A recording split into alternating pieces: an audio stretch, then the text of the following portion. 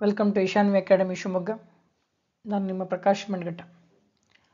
ವಿಜಯನಗರ ಸಾಮ್ರಾಜ್ಯದ ಸಾಂಸ್ಕೃತಿಕ ಕೊಡುಗೆಗಳು ಮುಖ್ಯವಾಗಿ ಧರ್ಮ, ಶಿಕ್ಷಣ, ಸಾಹಿತ್ಯ, ಕಲೆ ಮತ್ತು ವಾಸ್ತುಶಿಲ್ಪ ಈ 4 ಅಂಶಗಳನ್ನು ಕುರಿತಾಗಿ 10 ಅಂಕದ ಪ್ರಶ್ನೆಗಳನ್ನು ಕೇಳಲಾಗುತ್ತೆ.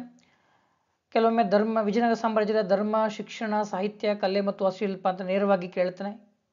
ಇಲ್ಲ ಕೆಲವೊಮ್ಮೆ ವಿಜಯನಗರ ಸಾಮ್ರಾಜ್ಯದ ಸಾಂಸ್ಕೃತಿಕ ಕೊಡುಗೆಗಳು ಅಂತೇಳಿ ನೇರವಾಗಿ ಕೇಳಲಾಗುತ್ತೆ. ಇಲ್ಲಿ ಸಾಂಸ್ಕೃತಿಕ ಕೊಡುಗೆಗಳನ್ನು ಅವಲೋಕನ ಮಾಡುವ ಪೂರ್ವದಲ್ಲಿ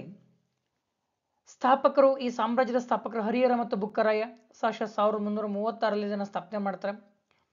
ವಿಜಯನಗರ ಸಾಮ್ರಾಜ್ಯದ ಮೊದಲ ರಾಜಧಾನಿ ಆನೆಗೊಂದಿ, ಪ್ರಧಾನ ರಾಜಧಾನಿ ಹಂಪಿ. ಇವರ ರಾಜಲಾಂಛನ ವರಹ ಹಾಗೂ ಶ್ರೇಷ್ಠ ದೊರೆ ಶ್ರೀಕೃಷ್ಣದೇವರಾಯ. ಶ್ರೀಕೃಷ್ಣದೇವರಾಯನ ಸಾಧನೆಗಳನ್ನು ಈಗಾಗಲೇ ಅವಲೋಕನ ಮಾಡಲಾಗಿದೆ. ಈಗ ಪ್ರಸ್ತುತ ವಿಜಯನಗರ ಸಾಮ್ರಾಜ್ಯದ ಸಾಂಸ್ಕೃತಿಕ ಕೊಡುಗೆಗಳನ್ನು ಕುರಿತಾಗಿ ಅವಲೋಕನ ಮಾಡ್ತಾ ಹೋಗೋಣ. ಧರ್ಮ.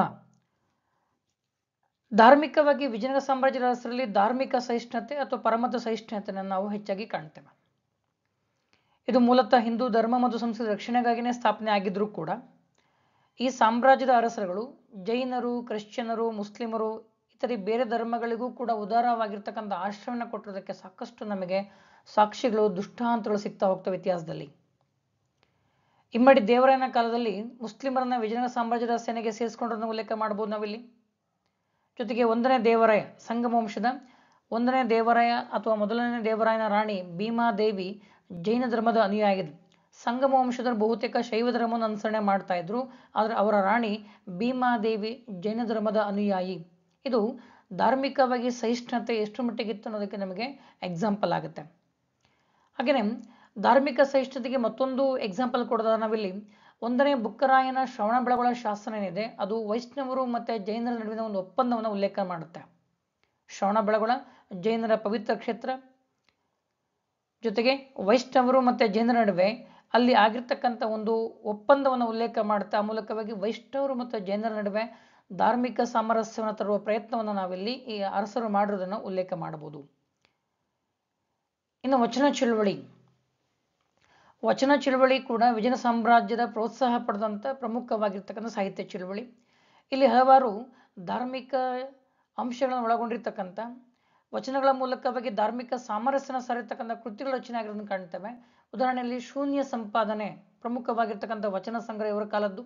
ಜೊತೆಗೆ ತೋಂಟದ ಸಿದ್ಧಲಿಂಗಯತಿಗಳು ಬರೆದಂಥ ವಚನಗಳೇನಿದ್ದಾವೆ ಇವೆರಡೂ ಕೂಡ ಧಾರ್ಮಿಕ ಸಾಮರಸ್ಯ, ಸಾಮಾಜಿಕ ಸಾಮರಸ್ಯ ಒಳಗೊಂಡಿರ್ತಕ್ಕಂಥ ಗ್ರಂಥಗಳು. ವಚನ ಚಳುವಳಿಯನ್ನು ಕೂಡ ಇವರು ಎನ್ಕರೇಜ್ ಮಾಡೋದನ್ನು ಕಾಣ್ತೇವೆ. ಇನ್ನು ವೈಷ್ಣವ ಪಂಥದ ಪ್ರಮುಖವಾಗಿರ್ತಕ್ಕಂಥ ಪಂಡ್ರಾಪುರದ ವಿಠಲ ವಾರ್ಕರಿ ಚಳುವಳಿ ಮತ್ತು ದಾಸಕೂಟ ಸಂಪ್ರದಾಯಗಳು. ಇಲ್ಲಿ ಪುರಂದರದಾಸ ಇರ್ಬೋದು ಅಥವಾ ಕನಕದಾಸರು ಇರ್ಬೋದು, ವಾದಿರಾಜರು ಇರ್ಬೋದು, ವ್ಯಾಸತೀರ್ಥರು ಇರ್ಬೋದು, ಇವರನ್ನ ಬೆಂಬಲಿಸಿದ ಕೆಲಸವನ್ನು ನಾವು ಇವ್ರು ಮಾಡಿದ್ದು ಅನ್ನೋದಕ್ಕೆ ಸಾಕ್ಷಿಗಳು ಸಿಗ್ತಾ ಹೋಗ್ತವೆ.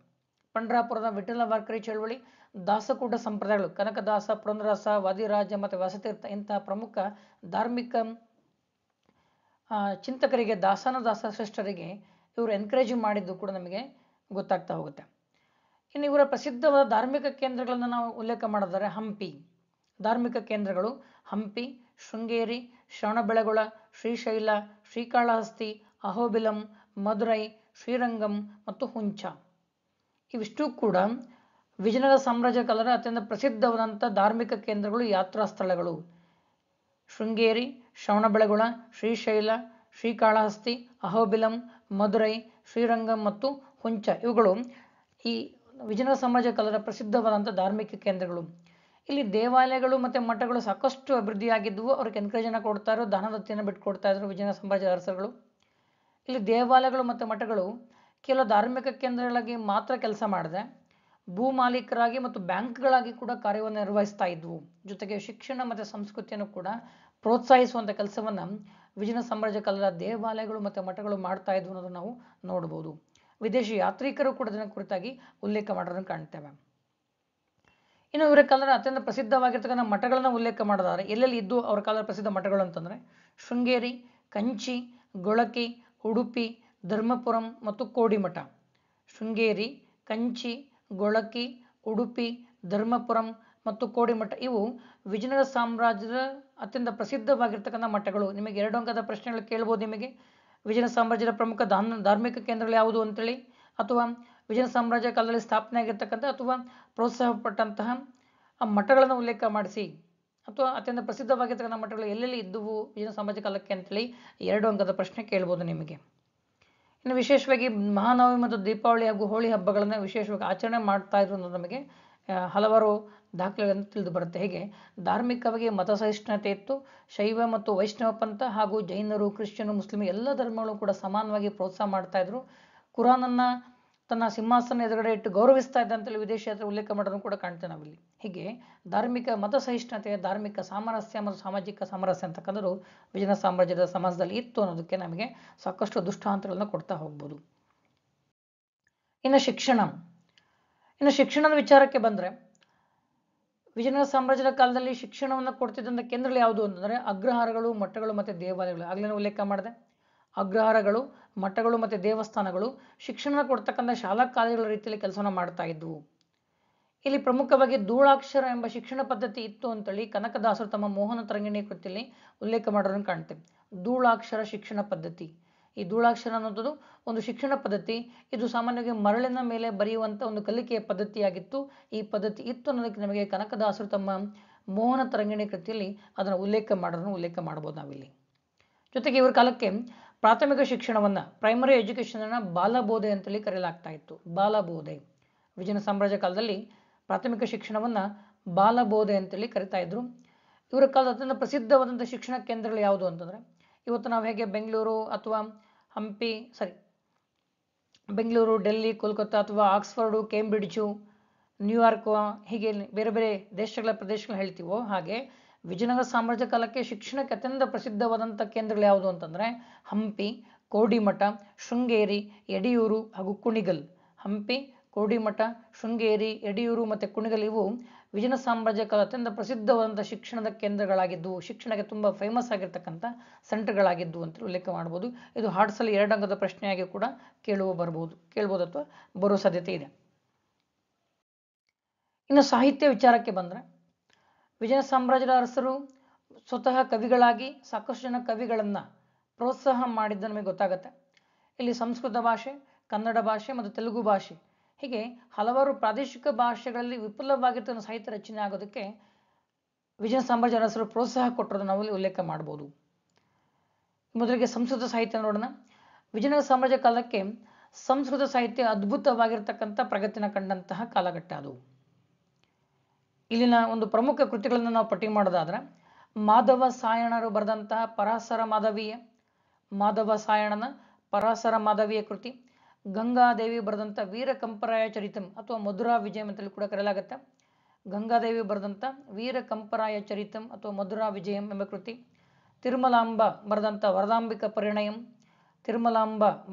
ವರದಾಂಬಿಕ ಪರಿಣಯಂ, ಗುರು ವಿದ್ಯಾರಣ್ಯರ ರಾಜಕಾಲ ನಿರ್ಣಯ, ವಿಜಯನಗರ ಸಾಮ್ರಾಜ್ಯ ಸ್ಥಾಪನೆಗೆ ಕಾರಣವಾಗಿರ್ತಕ್ಕಂಥ ಗುರು ವಿದ್ಯಾರಣ್ಯ ಇವರ ಕೃತಿ ರಾಜಕಾಲ ನಿರ್ಣಯ.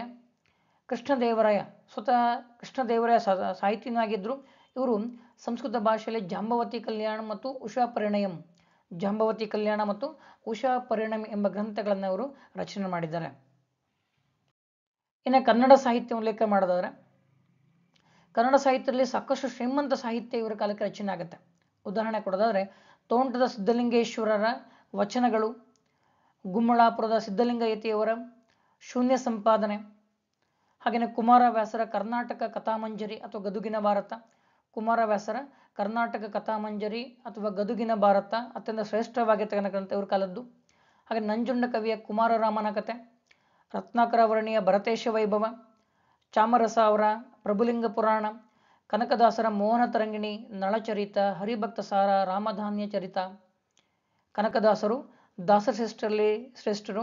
ಕನಕದಾಸರ ಕೃತಿಗಳು ಮೋಹನ ತರಂಗಿಣಿ, ನಳಚರಿತ, ಹರಿಭಕ್ತಿ ಸಾರ, ರಾಮಧಾನ್ಯ ಚರಿತ. ಪುರಂದರದಾಸರು ಕರ್ನಾಟಕ ಸಂಗೀತರ ಪಿತಾಮಹ ಅಂತೇಳಿ ಕರೆಸ್ಕೊಂಡಂಥ ಶ್ರೇಷ್ಠ ಸಾಹಿತಿ ದಾಸಶ್ರೇಷ್ಠರು. ಪುರಂದರದಾಸರು ಕೀರ್ತನೆಗಳನ್ನು ರಚನೆ ಮಾಡ್ತಾರೆ. ಇನ್ನು ನರಹರಿ ಎಂಬತಕ್ಕಂಥ ಕವಿ ತೊರವೆ ರಾಮಾಯಣನ ರಚನೆ ಮಾಡ್ತಾರೆ. ನರಹರಿ, ತೊರವೆ ರಾಮಾಯಣ, ಹೀಗೆ ಸಾಕಷ್ಟು ಕನ್ನಡ ಭಾಷೆಯ ಸಾಹಿತ್ಯ ಗ್ರಂಥಗಳು ಇವರ ಕಾಲಕ್ಕೆ ರಚನೆ ಆಗೋದನ್ನು ನಾವಿಲ್ಲಿ ಉಲ್ಲೇಖ ಮಾಡಬಹುದು. ಇನ್ನು ತೆಲುಗು ಸಾಹಿತ್ಯವನ್ನು ಅವಲೋಕನ ಮಾಡೋದಾದ್ರೆ, ಶ್ರೀಕೃಷ್ಣ ದೇವರಾಯ ಸ್ವತಃ ತೆಲುಗು ಕವಿನೂ ಹೌದು, ಸಂಸ್ಕೃತ ಭಾಷೆಯಲ್ಲೂ ಕೂಡ ಕೃತಿಗಳನ್ನು ಬರೆದಿದ್ದಾರೆ. ಶ್ರೀಕೃಷ್ಣ ದೇವರ ಆಸ್ಥಾನದಲ್ಲಿ ಅಷ್ಟದಿಗ್ಗಜರು ಎಂಬ ಶ್ರೇಷ್ಠ 8 ಜನ ತೆಲುಗು ಕವಿಗಳಿದ್ರು ಅನ್ನೋದನ್ನು ಈಗಾಗಲೇ ನಾವು ನೋಡಿದ್ದೇವೆ. ಅಷ್ಟದಿಗ್ಗಜರು ಅಂತೇಳಿ ಕರಿತಾ ಇದ್ವಿ. ಅದರಲ್ಲಿ ಶ್ರೀನಾಥ ಇರ್ಬೋದು, ಅಲಸನೆ ಪೆದ್ದಣ್ಣ ಇರ್ಬೋದು, ವೇಮನ ಇರ್ಬೋದು, ನಂದಿ ತಿಮ್ಮಣ್ಣ ಇರ್ಬೋದು, ಹಾಗೆಯೇ ವಿಕಟಕವಿ ಅಂತ ಕರೆಸ್ಕೊಂಡಂಥ ತಲೆ ರಾಮಕೃಷ್ಣ ಇರ್ಬೋದು. ಇವರೆಲ್ಲರೂ ಕೂಡ ಶ್ರೀಕೃಷ್ಣ ದೇವರಾಯನ ಆಸ್ಥಾನದಲ್ಲಿ ಸುಮಾರು 8 ಜನ ಅಷ್ಟ ದಿಗ್ಗಜನ ಕರೆಸ್ಕೊಂಡಂತಹ ತೆಲುಗು ಕವಿಗಳಿದ್ರು. ಪ್ರಮುಖವಾಗಿ ತೆಲುಗು ಕವಿಗಳು ಮತ್ತು ಅವರ ಕೃತಿಗಳನ್ನು ನಾವು ನೋಡೋದಾದ್ರೆ ಶ್ರೀನಾಥ ಕವಿಯ ಕಾಶಿಕಂದ, ಕೃಷ್ಣದೇವರಾಯರ ಅಮುಕ್ತ ಮೌಲ್ಯದ, ಅಲಸಾನಿ ಪೆದ್ದಣ್ಣ ಇವರ ಕೃತಿ ಮನುಚರಿತಮು. ಇವರನ್ನು ನಾವು ಆಂಧ್ರ ಕವಿ ಪಿತಾಮಹ ಅಂತ ಕರಿತೀವಿ. ಆಂಧ್ರ ಕವಿ ಪಿತಾಮಹ ಅಂತೇಳಿ ಕರೆಯಲಾಗುತ್ತೆ. ಯಾರನ್ನ? ಅಲಸಾನಿ ಪೆದ್ದಣ್ಣ ಅವರನ್ನ ಮನುಚರಿತಂ ಗ್ರಂಥ ರಚನೆ ಮಾಡ್ತಾರೆ. ಅವರನ್ನ ಆಂಧ್ರ ಕವಿ ಪಿತಾಮಹ ಅಂತೇಳಿ ಕರೆಯಲಾಗುತ್ತೆ. ಒಂದೊಂಗದ ಪ್ರಶ್ನೆ ಕೂಡ ಕೇಳಲಾಗುತ್ತೆ ಇದನ್ನ, ಅಥವಾ ಹೊಂದಿಸಿ ಬರೀರಿ ಮತ್ತು ಫಿಲ್ ಇನ್ ದ ಬ್ಲಾಂಕ್ಸ್ ಅಲ್ಲಿ ಕೇಳುವ ಸಾಧ್ಯತೆ ಇದೆ. ವೇಮನ ಪದ್ಯಗಳು, ವೇಮನ ಅಂತಕ್ಕಂಥ ಕವಿ ಪದ್ಯಗಳು ಎಂಬುದನ್ನು ರಚನೆ ಮಾಡ್ತಾನೆ. ನಂದಿ ತಿಮ್ಮಣ್ಣ ಎಂಬುವರು ಪಾರಿಜಾತ ಪಹರಣಂ ಎಂಬ ಗ್ರಂಥವನ್ನು ತೆಲುಗು ಭಾಷೆಯಲ್ಲಿ ನಂದಿ ತಿಮ್ಮಣ್ಣ ರಚನೆ ಮಾಡ್ತಾರೆ. ಇನ್ನು ತೆನ್ನಲಿ ರಾಮಕೃಷ್ಣ ವಿಕಟಕವಿ ಪಾಂಡುರಂಗ ಮಹಾತ್ಮಂ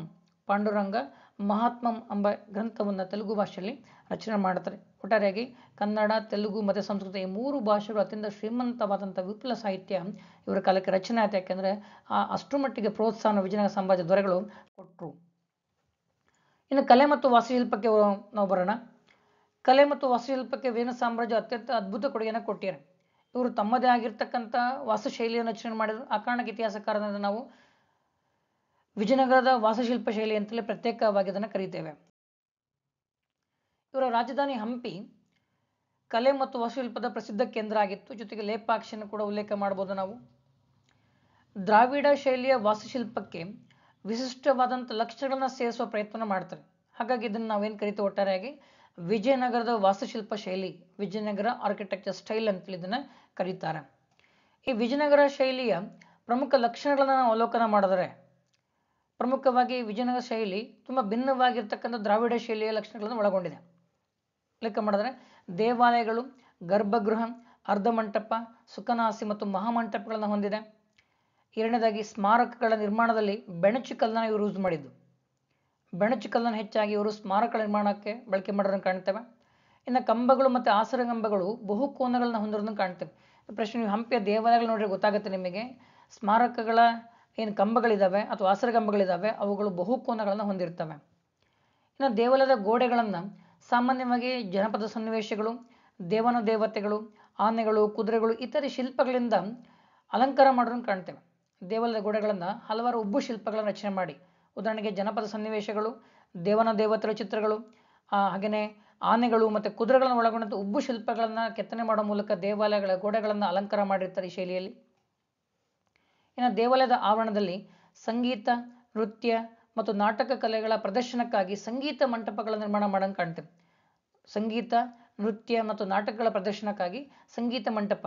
ಪ್ರಶ್ನೆ ನೀವು ನೋಡಿರ್ಬೋದು, ಹಂಪಿಯ ವಿಜಯನಗರ ವಿಜಯ ವಿಠಲ ದೇವಸ್ಥಾನ ಇದೆ, ಅದರಗಡೆ ನಾವು ಪ್ರಮುಖವಾಗಿ ಕಲ್ಯಾಣ ಮಂಟಪವನ್ನು ಕೂಡ ಉಲ್ಲೇಖ ಮಾಡೋದನ್ನು ಕಾಣ್ತೇವೆ, ಅಥವಾ ಸಂಗೀತ ಮಂಟಪಗಳನ್ನು ಉಲ್ಲೇಖ ಮಾಡೋದನ್ನು ಕಾಣ್ತೇವೆ.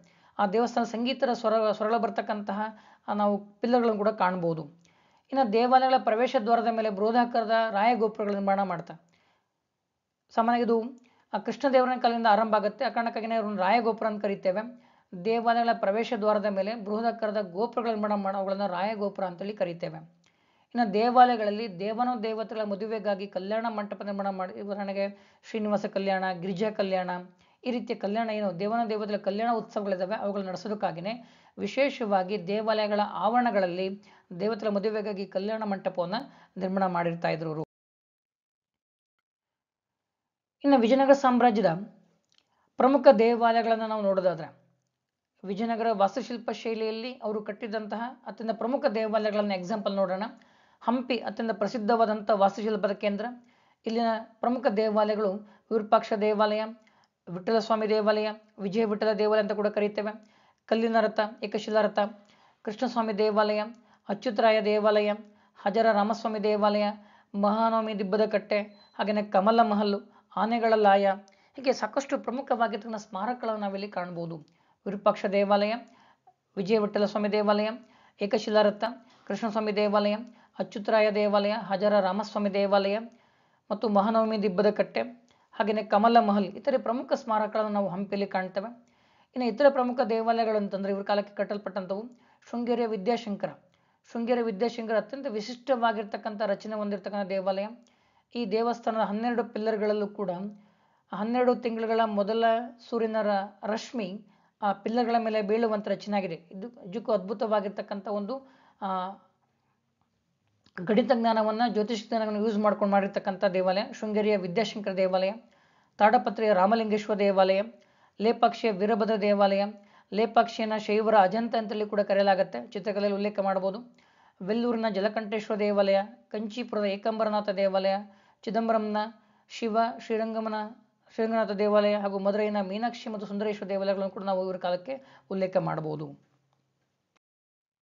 ಇನ್ನು ಮೂರ್ತಿ ಶಿಲ್ಪ, ಹಂಪಿಯಲ್ಲಿ ಹಲವಾರು ಮೂರ್ತಿ ಶಿಲ್ಪಗಳನ್ನು ನಾವು ಕಾಣ್ತೇವೆ. ಕಡಲೆಕಾಳು ಗಣಪತಿ, ಸಾಸಿವೆಕಾಳು ಗಣಪತಿ, ಲಕ್ಷ್ಮೀ ನರಸಿಂಹಮೂರ್ತಿ. ಈ ಲಕ್ಷ್ಮೀ ನರಸಿಂಹಮೂರ್ತಿನ ಶ್ರೀಕೃಷ್ಣ ದೇವರಾಯ ಕೆತ್ತಿಸಿದ್ದು. ತಮಿಳುನಾಡಿನ ತಿರುಪತಿ ಕುಂಡ್ರಂನಲ್ಲಿರ್ತಕ್ಕಂತಹ ಎರಗಪ್ಪ ದಂಡನಾಯಕನ ಮೂರ್ತಿ ಶಿಲ್ಪ, ತಮಿಳುನಾಡಿನ ತಿರುಪತಿ ಕುಂಡ್ರಂನ ಎರಗಪ್ಪ ದಂಡನಾಯಕನ ಮೂರ್ತಿ ಶಿಲ್ಪ. ತಿರುಪತಿ ತಿರುಮಲದಲ್ಲಿರತಕ್ಕಂಥ ಕೃಷ್ಣದೇವರಾಯ ಮತ್ತು ಆತನ ಪತ್ನಿಯರಾದಂಥ ತಿರುಮಲಾದೇವಿ ಮತ್ತು ಚಿನ್ನಾದೇವಿಯರ ಕಂಚಿನ ಪುತ್ಥಳಿಗಳು. ಹಾಗೆಯೇ ಚಿದಂಬರಂನ ಕೃಷ್ಣದೇವರಾಯನ ಕಲ್ಲಿನ ಮೂರ್ತಿ. ಇವೆಲ್ಲವೂ ಕೂಡ ವಿಜಯನಗರ ಸಾಮ್ರಾಜ್ಯದ ಕಾಲದಲ್ಲಿ ಹೆಚ್ಚಿನಾಗಿರ್ತಕ್ಕಂಥ ಅವರ ಮೂರ್ತಿ ಶಿಲ್ಪಕ್ಕೆ ಬೆಸ್ಟ್ ಎಕ್ಸಾಂಪಲ್ ಆಗಿ ಕೊಡ್ಬೋದು. ಇನ್ನು ಚಿತ್ರಕಲೆ, ವಿಜಯನಗರ ಸಾಮ್ರಾಜ್ಯದ ಚಿತ್ರಕಲೆಯನ್ನು ಕೂಡ ಸಾಕಷ್ಟು ಎನ್ಕರೇಜ್ ಮಾಡೋದನ್ನು ಉಲ್ಲೇಖ ಮಾಡ್ಬೋದು. ಇವರ ಕಾಲ ಅತ್ಯಂತ ಪ್ರಸಿದ್ಧ ಚಿತ್ರಕಲಾ ಕೇಂದ್ರಗಳು ಯಾವುದು ಅಂತಂದರೆ ಹಂಪಿ, ಆನೆಗೊಂದಿ ಮತ್ತು ಲೇಪಾಕ್ಷಿಯನ್ನು ಶೈವರ ಅಜಂತ ಅಂತೇಳಿ ಕರೀತಾರೆ. ಯಾಕೆಂದರೆ ಶೈವ ಪುರಾಣ ಮತ್ತು ಶಿವ ಮತ್ತು ಪಾರ್ವತಿ ಆಧರಿಸಿಕೊಂಡು ಸಾಕಷ್ಟು ಪೇಂಟಿಂಗ್ಗಳನ್ನು ನಾವು ಆ ದೇವಸ್ಥಾನದ ಗೋಡೆಗಳ ಮೇಲೆ ಚಾವಣಿಗಳಲ್ಲಿ ಕಾಣ್ತೇವೆ. ಆ ಕಾರಣಕ್ಕಾಗಿಯೇ ಲೇಪಾಕ್ಷಿನ ಶೈವರ ಅಜಂತ ಅಂತೇಳಿ ಕರೆಯಲಾಗುತ್ತೆ. ಹಂಪಿ ವಿರೂಪಾಕ್ಷ ದೇವಸ್ಥಾನ ಮತ್ತು ಲೇಪಾಕ್ಷಿಯ ವೀರಭದ್ರ ದೇವಸ್ಥಾನಗಳ ಗೋಡೆಗಳ ಮೇಲೆ ಚಿತ್ರಕಲೆಗಳು ಶೈವ ಪುರಾಣಗಳಿಗೆ ಸಂಬಂಧಪಟ್ಟಂಗೆ ಅರಳಿದಾವಲ್ಲಿ. ಹಾಗೇನಪ್ಪ ಉದಾಹರಣೆ ಕೊಡೋದಾದ್ರೆ ಪಂಪಂಬಿಕೆಯ ವಿವಾಹ, ಮದನ ವಿಜಯ, ಹಾಗೆ ತ್ರಿಪುರ ಸಂಹಾರ ಇತ್ಯಾದಿ ಅತ್ಯಂತ ಶ್ರೇಷ್ಠವಾಗಿದ್ದ ಚಿತ್ರಕಲೆಗಳು ಇವರ ಕಾಲಕ್ಕೆ ರಚನೆ ಆಗೋದನ್ನು ಕಾಣ್ತೇವೆ. ಇನ್ನು ಲಲಿತ ಕಲೆಗಳು, ಫೈನ್ ಆರ್ಟ್ಸನ್ನು ಕೂಡ ಎನ್ಕರೇಜ್ ಮಾಡೋದನ್ನು ಉಲ್ಲೇಖ ಮಾಡ್ತೇವೆ. ದಾಸಕೂಟ ಮತ್ತು ಕೂಟಗಳೇನಿವೆ, ದಾಸಕೂಟ ಮತ್ತು ವ್ಯಾಸಕೂಟಗಳು ಸಂಗೀತರ ಬೆಳವಣಿಗೆಗೆ ಸಾಕಷ್ಟು ಎನ್ಕರೇಜ್ಮೆಂಟ್ ಕೊಟ್ಟಂತಹ ಚಳುವಳಿಗಳು. ಇಲ್ಲಿ ಪ್ರಮುಖವಾಗಿ ವಾದಿರಾಜ, ವ್ಯಾಸತೀರ್ಥ, ಪುರಂದರದಾಸ, ಕನಕದಾಸರು ಅವರೆಲ್ಲರೂ ಕೂಡ ದಾಸಶ್ರೇಷ್ಠರು. ಇವರ ಕೀರ್ತನೆಗಳು ಸಂಗೀತರ ಬೆಳವಣಿಗೆಗೆ ಸಾಕಷ್ಟು ಕಾರಣೀಭೂತವಾಗಿರ್ತಕ್ಕಂಥ ರಚನೆಗಳನ್ನು ನಾವು ಕಾಣ್ತೇವೆ. ಇನ್ನು ಪುರಂದರದಾಸರನ್ನ ಕರ್ನಾಟಕ ಸಂಗೀತರ ಪಿತಾಮಹ ಅಂತಲೇ ಕರೆಯಲಾಗುತ್ತೆ. ಕರ್ನಾಟಕ ಸಂಗೀತರ ಪಿತಾಮಹ ಅಂತಲೇ ಕರೆಯಲಾಗುತ್ತೆ. ಜೊತೆಗೆ ಶ್ರೀಕೃಷ್ಣ ದೇವರಾಯನ ಆಸ್ಥಾನದಲ್ಲಿ ಬಂದಂ ಲಕ್ಷ್ಮೀನಾರಾಯಣ ಎಂಬ ಶ್ರೇಷ್ಠ ಗುರು ಇದ್ರು ಉಲ್ಲೇಖ ಮಾಡ್ತೇವೆ. ಬಂದಂ ಲಕ್ಷ್ಮೀನಾರಾಯಣ ಕೃಷ್ಣದೇವರಾಯನ ಆಸ್ಥಾನದ ಅತ್ಯಂತ ಶ್ರೇಷ್ಠವಾಗಿರ್ತಕ್ಕಂತಹ ನೃತ್ಯ ಗುರುವಾಗಿದ್ರು ಅನ್ನೋದನ್ನ ನಾವಿಲ್ಲಿ ಉಲ್ಲೇಖ ಮಾಡ್ಕೊಳ್ತೇವೆ. Thank you for watching.